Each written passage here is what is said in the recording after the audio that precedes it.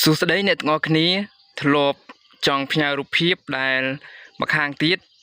មើលបានតែម្ដងគត់ហើយវាបាត់ទៅវិញទេថ្ងៃនេះខ្ញុំនឹងបង្ហាញពីវិធីប្រើ Quick Snap ឬ Vanish Mode នៅលើ Messenger ជួយឲ្យរូបថតរបស់អ្នកបាត់ភ្លាមៗបន្ទាប់ពីម្ខាងទៀតមើលរួច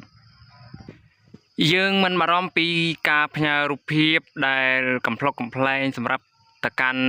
មិត្តភ័ក្តិរបស់យើងអីអញ្ចឹងទៅឬរូបណាដែលមិនសូវល្អអីអញ្ចឹងទៅ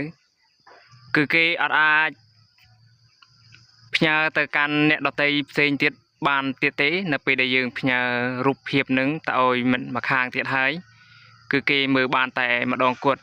បងប្អូនឃើញសញ្ញានៅក្នុងឆាតនេះទេវាមានដូចជារូប sticker មានសញ្ញាបូកអញ្ចឹងបើសិនជាទូរស័ព្ទបងប្អូនអត់ទាន់ឃើញលោតបែបហ្នឹងទេបងប្អូនចូលទៅអាប់ដេតនៅក្នុង Play Store ឬក៏ App Store សិនវានឹងលោតនៅពេលក្រោយជួនកាលវាមិនទាន់លោតភ្លាមក៏មានជួនកាលយើងអាប់ដេតហើយមួយថ្ងៃក្រោយឬក៏2ថ្ងៃក្រោយបានវាលោតដូចជាឆាតរបស់ខ្ញុំអញ្ចឹងនៅពេលដែលខ្ញុំអាប់ដេតហើយគឺវាអត់ទាន់លោតភ្លាមទេគឺវាលោតបន្ទាប់ពីមួយថ្ងៃក្រោយនៅពេលដែលខ្ញុំអាប់ដេតបានវាលោតសញ្ញារូប sticker ខាងលើនឹងឥឡូវខ្ញុំសូមផ្ញើទៅ account ណាម្នាក់ដើម្បីធ្វើជាការបង្ហាញឥឡូវខ្ញុំយក account ម្នាក់នេះឈ្មោះស៊ឺយកនេះខ្ញុំយក account នេះដើម្បីធ្វើការបង្ហាញនិងផ្ញើចុចលើនឹងមកបន្ទាប់មកយើងចង់ផ្ញើរូបអីយើងចុចថតមកឥឡូវឧទាហរណ៍ខ្ញុំចុចកន្លែងកាមេរ៉ានេះដើម្បីថតឥឡូវខ្ញុំសូមថតមួយសិនបន្ទាប់ពីយើងថតបានអញ្ចឹងហើយយើងពិនិត្យមើលខាងក្រោមនេះគេដាក់កន្លែងសញ្ញារង្វង់នេះចិត្តពាក្យថាអបនេះយើងចុចកន្លែងលេខ1ហ្នឹងចុចកន្លែងលេខ1ហ្នឹងមកបន្ទាប់មកគេដាក់ថា view 1បន្ទាប់មកយើងមើលកន្លែងពាក្យថា send នេះយើងចុចកន្លែងពាក្យ send ហ្នឹងមកបាទឃើញថាវាលោតទៅហើយគឺវាចេញ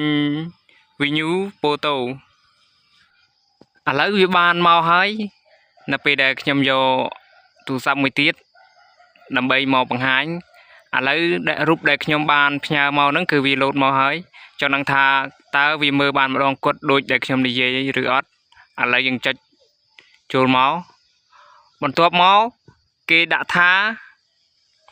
មើលរូបថតឥឡូវយើងចុចដាក់ថាមើលរូបថតនឹងមកចំកន្លែងមើលរូបថតនឹងមក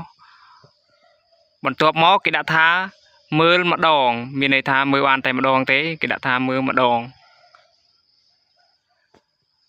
បន្ទាប់មកយើងចុចថយមកវិញឥឡូវយើងចុចចូលមើលម្ដងទៀតគេដាក់ថាបានមើលមានន័យថាយើងបានមើលម្ដងហើយឥឡូវយើងមើលម្ដងទៀតតើម្ដងទៀតនឹងយើងអាចមើលបានដែរឬទេគេដាក់ថាអ្នកបានមើលវារួចហើយមានន័យថារូបថតនេះយើងមិនអាចមើលម្ដងទៀតបានទេព្រោះអីយើងបានមើលរួចហើយឥឡូវយើងចុចយល់ព្រមនៅពេលដែលខ្ញុំចុចយល់ព្រមគឺវាលោតមកតម្រង់ដដែលវិញអញ្ចឹងមានន័យថា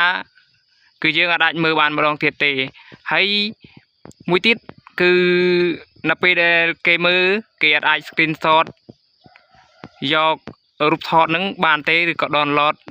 យកទៅបានទេយកទៅផុសតឬក៏យកទៅធ្វើអីទៀតបានទេសម្រាប់ការដែលគេមើលរូបថតនឹងរួចរាល់ហើយ